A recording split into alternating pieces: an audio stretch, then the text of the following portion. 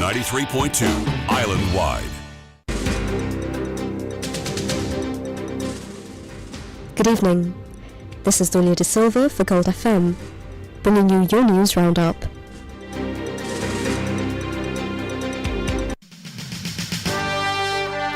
The top story on Gold FM.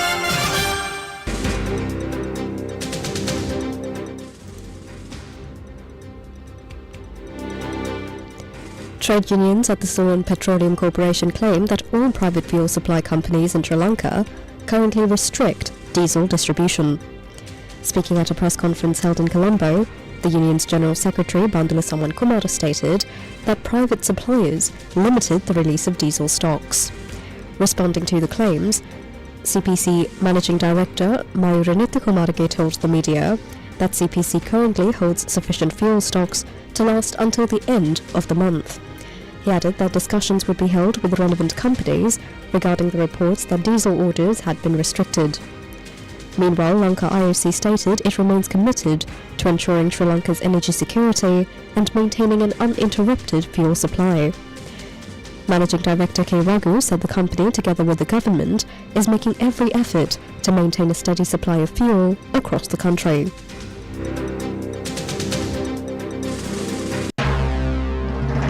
This is the local news on Gold FM.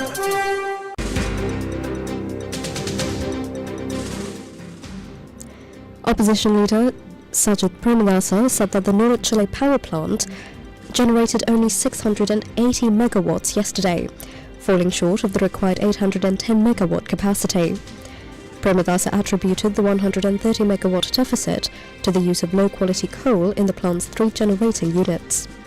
In a special statement, he warned that electricity consumers across the country will eventually bear the financial burden of this generation loss.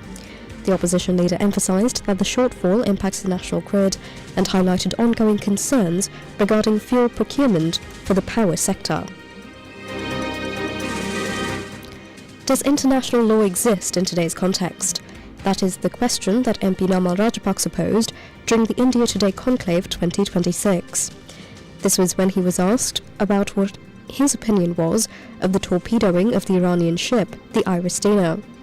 He said that the legality of the matter can certainly be questioned, adding that academics may argue over whether the action violated international law. However, he questioned whether the same legal and humanitarian principles promoted globally are being applied consistently in current conflicts. He said, quote, "Academics can debate the legality of it, but the moral values, the ethics and the practices that have governed the Indian Ocean are clearly being broken," unquote. He also called for broader regional conversations about the issue. He urged nations in the region, including India, to begin a dialogue on how such incidents should be addressed in the future, and added that recent wars and crises that have made many countries question the credibility of the international legal and human rights framework that powerful nations once promoted. He said that countries bordering the Indian Ocean must collectively decide on how to respond to such incidents and ensure that regional security decisions are not imposed unilaterally by outside powers. The MP was also of the opinion that Sri Lanka should work to strengthen ties with India.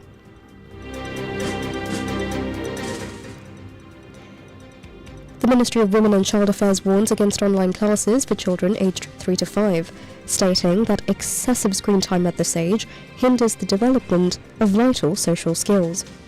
Officials warned that digital learning environments reduce attention spans and negatively impact both brain and eye development in young learners.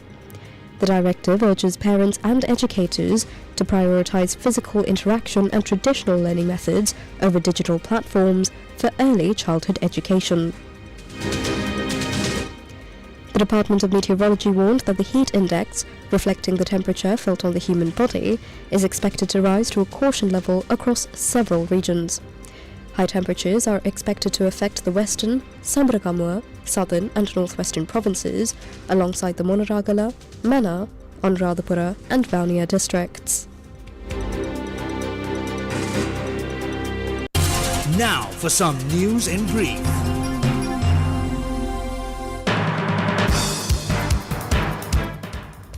A Japanese delegation comprising 11 members arrived in Sri Lanka today for tourism promotion.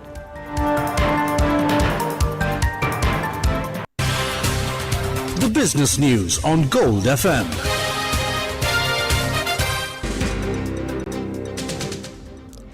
US President Donald Trump's administration is expecting roughly $10 billion as a fee from investors involved in the recently completed deal to take control of TikTok's United States business. ByteDance, the Chinese owner of the app, finalized a deal in January to establish a majority American-owned joint venture. According to reports from the Wall Street Journal, the multi-billion-dollar payment comes from investors friendly with the administration who gained control of the platform's domestic business. International news on Gold FM. The conflict involving Iran, Israel and the United States escalated sharply as Israel's Defense Minister Israel Katz declared the war with Tehran entered a decisive phase following major US strikes and the closure of the Strait of Hormuz. The Lebanese Health Ministry reports at least one person is dead and 4 are wounded following an Israeli air attack east of Beirut. The strike is part of a broader high-intensity campaign across Lebanon and the capital, which the Israeli military says is intended to pressure both Hezbollah and the Lebanese government. Since the 20th of February, Israel claims to have struck 110 Hezbollah command centers, alleging the group embeds its infrastructure within civilian sectors.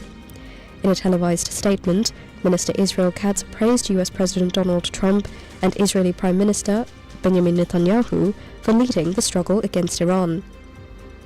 In the meantime, French President Emmanuel Macron says he's prepared to facilitate talks in Paris between Lebanon and Israel, as Lebanon is open to direct discussions with Israel. He called on Israel to abandon its large-scale offensive and ongoing strikes, and for Hezbollah to stop its reckless escalation of the conflict. In the meantime, US Central Command confirmed it launched a large-scale precision strike on Iran's Kurg Island overnight, hitting more than 90 military targets, including missile storage bunkers. While Washington claims to have preserved oil infrastructure, Tehran insists its oil exports remain fully operational. The regional fallout continues to spread, with the United Arab Emirates Defense Ministry reporting it intercepted 9 ballistic missiles and 33 drones from Iran today alone. Since the war began in February, the UAE intercepted 294 missiles and 1,600 drones, with a total of 6 people killed and 141 injured. Jordan's army also reported intercepting 79 out of 85 Iranian missiles and drones launched towards its territory over the past week.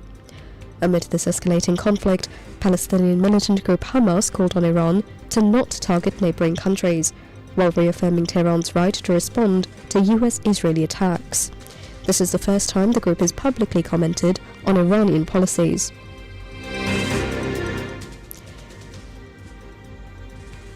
In the meantime, Iraq's Ministry of Oil is reportedly working to rehabilitate a pipeline to Turkey as an alternative to the Strait of Hormuz. Amid the tension, the Indian Ministry of Ports, Shipping and Waterways confirmed that 2 Indian-flagged tankers carrying liquefied petroleum gas successfully navigated the strait earlier today and are heading for home ports. In the meantime, US President Donald Trump says that the Hormuz Strait will be open, safe and free in one way or another. He called on countries including China, France, Japan, South Korea and the UK to send warships, adding that the US will, quote, bomb the hell out of the shoreline, unquote, and continuously shoot Iranian boats and ships out of the water. Entertainment news on Gold FM.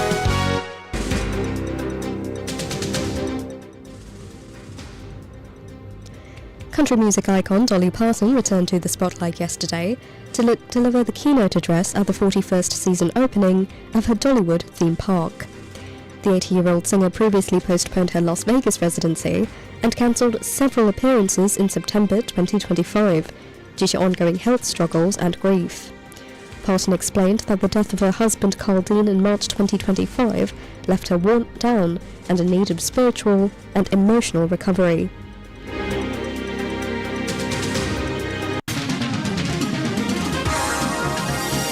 Sports News on Gold FM. The National Olympic Committee of Sri Lanka announced that the election of its office bearers will be held on the 25th of April. This was agreed at a special general meeting held today at the Olympic House in Colombo.